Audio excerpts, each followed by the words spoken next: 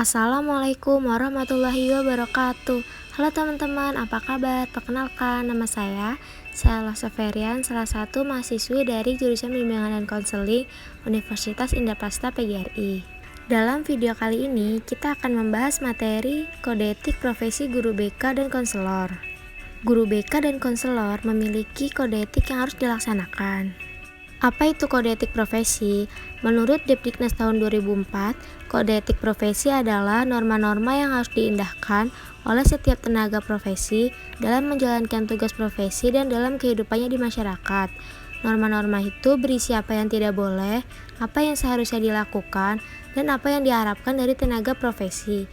Pelanggaran terhadap norma-norma tersebut akan mendapatkan sanksi. Selanjutnya ada dasar kode etik BK. Yang pertama, Pancasila dan Undang-Undang Dasar 1945. Yang kedua, Undang-Undang Nomor 20 Tahun 2003 tentang Sistem Pendidikan Nasional.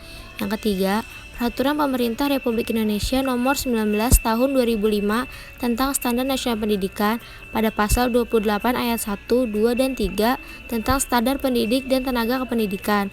Yang keempat, Peraturan Menteri Pendidikan Nasional Republik Indonesia Nomor 27 Tahun 2008 tentang Standar Kualifikasi Akademik dan Kompetensi Konselor. Yang kelima, Peraturan Pemerintah Republik Indonesia Nomor 74 Tahun 2008 tentang Guru. Kalian tahu nggak tujuan kode etik itu apa? Tujuan kode etik itu ada 5. Yang pertama, menjunjung tinggi martabat profesi. Yang kedua, melindungi pihak yang menjadi layanan profesi dari perbuatan malpraktik. Yang ketiga, meningkatkan kualitas profesi. Yang keempat, menjaga status profesi. Dan yang kelima, menegakkan ikatan antara tenaga profesional dengan profesi yang disandangnya. Apa aja sih kode etik profesi konselor dan guru BK menurut Apkin dan Iki? Yang pertama, kualifikasi. Yang kedua, informasi, testing, dan riset. Yang ketiga, proses layanan. Yang keempat, konsultasi dan hubungan dengan rekan sejawat atau ahli lain. Yang kelima, hubungan kelembagaan. Yang keenam, praktik mandiri dan laporan kepada pihak lain. Dan yang terakhir, ketaatan kepada profesi. Yuk kita bahas satu persatu. Yang pertama ada kualifikasi. Konselor wajib memiliki WPKNS, yaitu wawasan, pengetahuan, keterampilan, nilai, dan sikap. Konselor juga berhak loh memperoleh pengakuan atas profesinya. Selanjutnya ada informasi, testing, dan riset. Konselor harus mampu menjaga dan menggunakan informasi mengenai klien dengan baik. Kemudian, testing hanya dapat diberikan kepada konselor yang berwenang menggunakan dan menafsirkan hasilnya. Dan dalam melakukan riset, hindari ya hal-hal yang dapat merugikan klien. Yang ketiga ada proses layanan. Pada hubungan dalam pemberian layanan, konselor wajib untuk menangani klien selama ada kesempatan.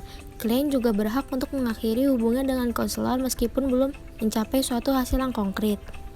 Lalu, untuk hubungan dengan klien, konselor harus memerhatikan segala macam norma-norma, seperti menghormati pendapat klien, tidak melalaikan klien, tidak boleh mendiskriminasi, dan sebagainya.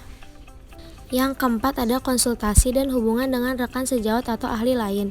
Penting sekali loh bagi konselor untuk berkonsultasi dengan sesama konselor lainnya. Dan bila dirasa tidak dapat memberikan bantuan kepada klien karena keterbatasan keahlian, sebaiknya segeralah melakukan alih tangan kasus. Yang kelima, hubungan kelembagaan. Hal ini berkenaan dengan aturan pelaksanaan layanan konseling yang berhubungan dengan kelembagaan. Ini berlaku bila konselor bekerja dalam suatu hubungan kelembagaan. Yang keenam ada praktik mandiri dan laporan kepada pihak lain. Untuk konselor yang praktik mandiri harus tetap menaati kode etik dan berhak untuk mendapatkan dukungan serta perlindungan. Namun harus memperoleh izin terlebih dahulu dari Apkin. Konselor juga harus bijaksana jika memberi informasi berupa laporan kepada pihak lain. Yang terakhir ada ketaatan kepada profesi. Dalam pelaksanaan hak dan kewajiban, konselor harus mengkaitkannya dengan tugas dan kewajibannya terhadap klien dan profesi, semata-mata untuk kepentingan dan kebahagiaan klien. Konselor juga tidak diperkenankan untuk menyalahgunakan jabatannya. Pelanggaran terhadap kode etik ini akan mendapat sanksi berdasarkan ketentuan yang telah ditetapkan oleh Apkin. Oleh karena itu, konselor harus terus mengingat bahwa pelanggaran kode etik itu merugikan konselor dan profesinya, merugikan klien, lembaga, dan pihak-pihak terkait, bahkan merugikan mutu proses dan hasil layanan yang diberikan sebelumnya. Sekian pembahasan materi kode etik profesi guru BK dan konselor. Kurang lebihnya mohon maaf. Wassalamualaikum warahmatullahi wabarakatuh.